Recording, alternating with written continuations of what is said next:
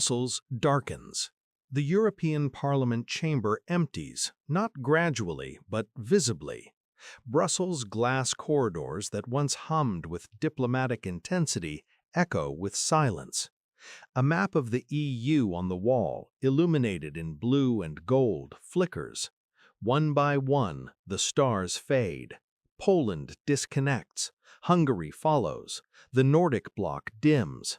Finally, Germany's star, the brightest, gutters like a candle running out of wax. 4 capitals, 4 different visions, no consensus. But what if Europe's fragmentation isn't caused by outside pressure, but by the realization that America's security umbrella was always a crutch, not a shield? For 75 years, European integration worked because Washington guaranteed the rules.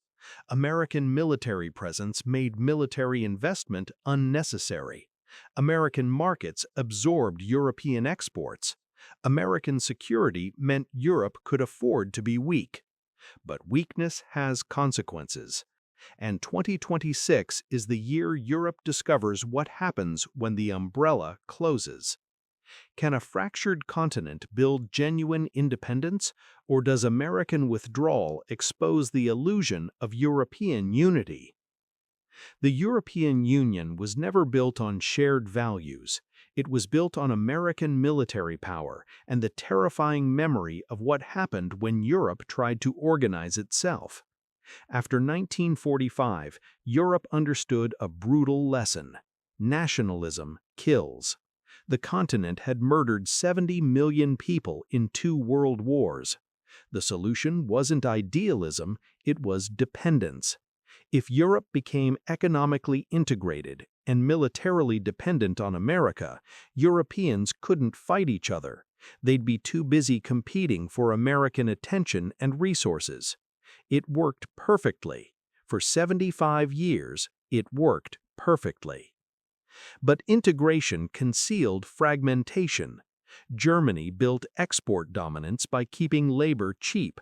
France clung to the dream of being a great power. Italy oscillated between competence and chaos. Spain and Portugal rebuilt from fascism. Poland, Hungary, and the Baltic states joined late, resentful of German centrality.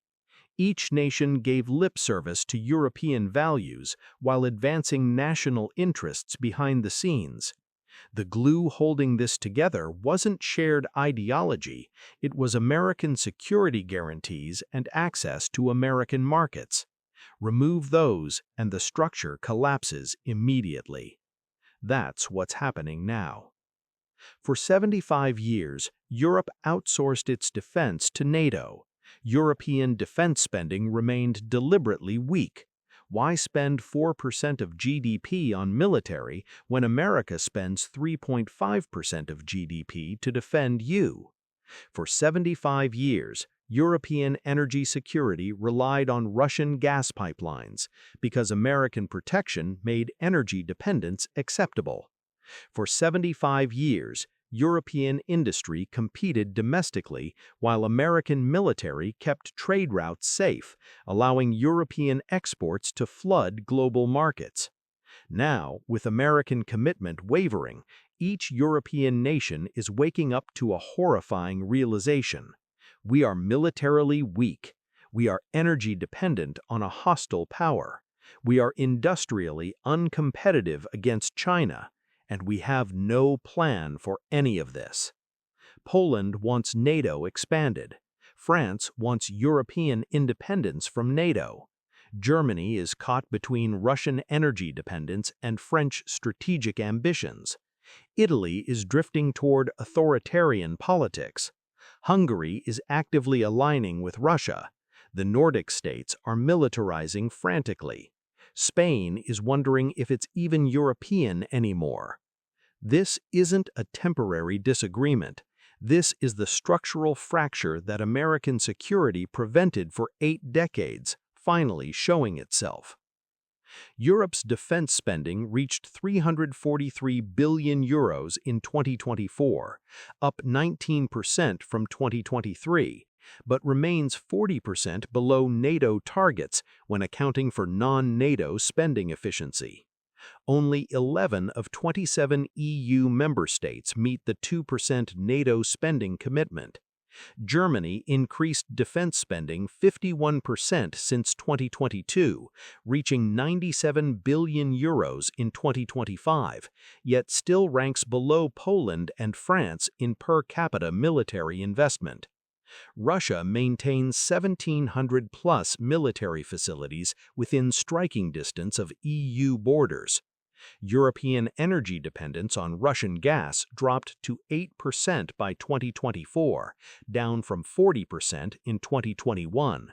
But liquefied natural gas costs remain 3 to 4 times higher than pipeline gas, straining European manufacturing. European industrial competitiveness declined 23% relative to China between 2020 and 2025. Manufacturing job losses in Germany, Europe's industrial core, reached 187,000 in 2024 alone. The question isn't whether Europe can unify, the question is whether it will even try, or whether national survival instincts override whatever remains of the European dream. Europe faces two simultaneous crises that cannot be solved independently: energy insecurity and industrial decay. For decades, Russia supplied cheap gas. Europe built manufacturing around that assumption. Steel mills, chemical plants, fertilizer factories, all calibrated for Russian energy prices. When Russia invaded Ukraine, Europe panicked and shifted to liquefied natural gas. Problem? LNG costs 3 to 4 times more than pipeline gas. The math broke immediately. European manufacturers suddenly faced energy costs that made their products uncompetitive globally. German chemical plants shut down. Steel production relocated to Asia. Fertilizer factories closed. Unemployment began rising. But switching back to Russian gas means capitulating to Putin while funding his military. Staying dependent on expensive LNG means watching industrial capacity hemorrhage to China and India. Europe cannot win this equation. Simultaneously, Europe's tech industry is disappearing. China controls semiconductor manufacturing. America dominates artificial intelligence. Europe produces neither. European startups get acquired by American tech giants or fail entirely.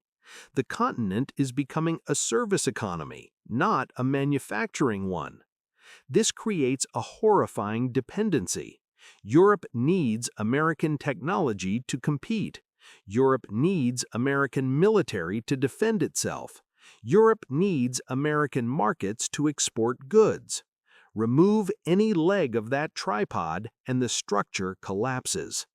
The paranormal claim: Europe is deliberately sabotaging itself as part of a grand strategic miscalculation.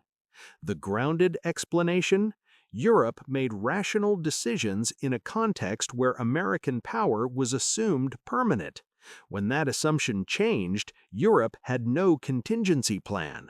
Not because of conspiracy, but because contingency planning for American withdrawal was considered unnecessary, even heretical in Brussels. Verdict: open. Europe can stabilize if it commits to dramatic industrial restructuring, energy independence, and defense spending increases. But that requires political will that currently doesn't exist. European natural gas prices averaged €45 per megawatt hour in 2024, compared to 8 to 12 euros for Russian pipeline gas historically. European manufacturing energy costs are 2.3x higher than U.S. competitors and 1.8x higher than Asian competitors. German industrial production declined 4.2% in 2024. Europe's semiconductor market share fell from 24% 2015 to 8% 2025. Chinese manufacturing output in industries traditionally European-dominated, automotive components, machinery, grew 156% between 2020 and 2025. Europe's share of global AI patents declined from 19% 2020 to 11% 2025. The EU's trade deficit with China reached €285 billion in 2024. The question is no longer whether Europe can compete, the question is whether it can afford to exist independently. Europe faces a binary future by 2027. Either it commits to genuine independence, massive defense spending increases, industrial restructuring, energy diversification, and unified foreign policy, or it accepts permanent dependence on either America or China. The first path requires pain, higher taxes, industrial relocation, military mobilization. The second path is comfortable but terminal. Slow economic decline, political fragmentation, irrelevance. France wants independence. Germany wants stability. Poland wants American protection. Italy wants flexibility. No consensus exists. The paranormal claim European leaders secretly prefer American withdrawal to force continental unification. The grounded explanation: leaders prefer the status quo because change is politically costly. Structural collapse forces change. By then, it's often too late. Verdict: open. Europe will muddle through with partial reforms insufficient to achieve true independence, yet sufficient to frustrate American allies. The continent drifts, neither unified nor dependent, but increasingly irrelevant. The question isn't whether Europe survives, it's whether Europe matters.